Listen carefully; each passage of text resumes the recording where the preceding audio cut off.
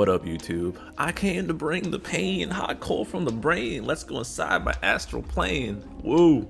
If you know, you know. But I'm here to talk about Paine, so let's get right into it. In this video, before you pull on Paine, I'll go over her kit, give you some things to think about before you potentially use your limited resources. If you're new to the channel, I play both JP and Global, and I use that knowledge and experience to help inform others. Let me know your plans for the event and the banner in the comments, and while you're here, like the video, hit the bell, subscribe to the channel for more amazing content. You can also become a member for $1. You get to use custom emotes, and I always reply to your comments. Lastly, check out the playlist in the description for the Ranting Hour, my weekly stream. Fun stuff. I get a lot of stuff off my chest there.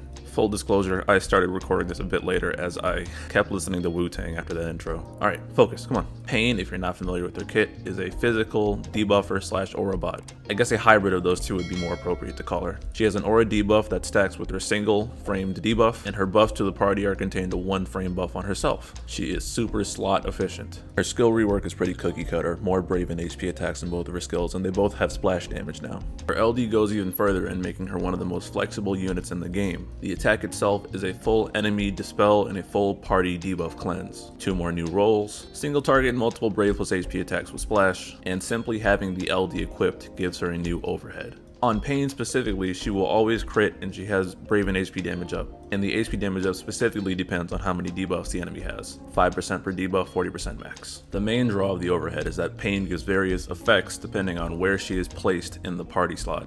For reference, the top slot is on the right and the bottom slot is on the left. I thought of some ways to remember it. When Paine is on the left, she lifts the party up. Left, lift. And when she's on the right, she reduces the enemy's stats. Right, reduce. And when she's in the middle, you get best of both worlds. You can get a sense of it looking at her overhead, as the left is red and the right one is green, blue, whatever, the buff color. And whatever side that teammate is on, that is what Paine wants them to do. So if Paine is to their left, lifting, she wants buffs. And if Paine is to their right, reducing, she wants debuffs. Paine gets a respective overhead stack for every 2 buffs or debuffs that are applied. It does not have to be 2 at once. Each debuff or buff applied just counts for a half. Let's use Cloud as an example. Every time he uses EX, he gets the Mako buff. If Paine is to Cloud's left, on the second cast of his EX, that will count as 2 buffs, and he will increase Paine's buff stacks by 1. On the other hand, let's take Machina. Machina's LD applies a debuff to all targets. So let's say there's 2 targets and Paine is to the right of Machina, she is reducing. Machina applies a debuff once, but it's AoE, so it's 2 at once, so Paine's debuff side will go up by 1 stack. You can also trigger this with calls, so calls that have debuffs on them or calls that have buff start that apply to the party. Christ, I didn't even talk about the effects. So Paine on the left, lifting the party with her buffs. The stacks can go all the way up to 10, and at 10 stacks she gives 60% brave damage up, 40% brave gain up, and 40% both stolen and gained overflow. This is like BT level aura. If Paine is all the way on the right and the debuff stacks go up to 10, the enemies deal 50% less brave damage, take 50% more HP damage, and have their brave gains reduced by 50%. When Paine is in the middle, she gets both, but only half as strong. 30% brave damage, 20% brave gain, 20% of both overflows. Enemies deal 25% less brave damage, take 25% more HP damage, and have their brave gains reduced by 25%. Pretty cool stuff. I hope I explained that well, and I can clarify in the comments if need be. Ultimately, y'all should be looking at the Tonberry Troupe infographic anyways, but on the left, Paine will lift the party, and on the right, Paine will reduce the enemies. Whew, the nightmare is over. Paine's high armor is Tactics, the debuff one. This adds nicely to Paine's debuff suite, combining her buff and the status break debuff she provides. So she's giving a 60% defense down at minimum when she's in the party. And the attack and brave and I brave down are good for memes. Her high armor plus split leans in the brave split, so she'll help you hit high brave numbers. Calls aside being used for a status break debuff start to apply it. The LD call is actually slightly nice. A full party cleanse plus enemy dispel. Caller will always crit, and they get brave damage plus stolen brave damage up versus targets that have Paine's debuff active, which is kind of a functional 60% brave damage up. Not bad at all. I did skim over earlier that Paine gets stolen brave damage up like Jack, Sephiroth, Golbez, etc., but I don't think it's as relevant for her just because she's not a primary damage dealer.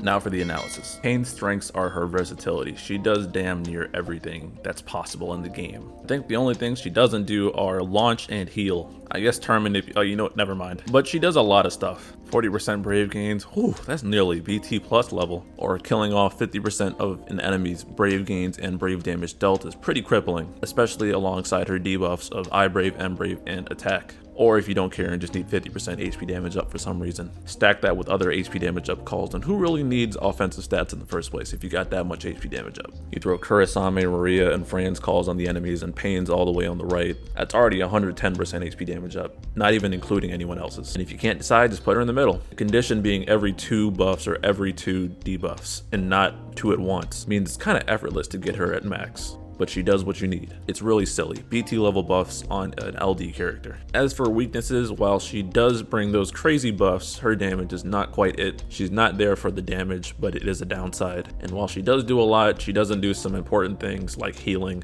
Her debuffs can help you take less damage, but it's not 100% coverage, so you'd have to compensate obviously, but I mean, that's just basic team building. And while she can functionally have BT level buffs, she doesn't have all of them at once, and when she does, it's kind of half and half, so it's not that great. And not that great is the wrong way to phrase it. Not godly level, maybe. So if you've already got BT characters who can potentially fill that role, there's not as much incentive to bring Paine. We are 4 months into BT plus and stuff at this point, and C90 is about to ramp up. So a lot of the vets probably have characters that can give the same level of buffs as Paine potentially. And they might have a BT phase on top of it, which is a massive damage increase. So while she does bring those crazy buffs, if you've already got them, there's less incentive. But to be fair, you could also just bring both. You might have 50% Brave gains with Ishtola. Why not make it 90% with left side Paine? Units are becoming more self-sufficient with C90, so Paine's buffs become a little less important, but still very good ultimately.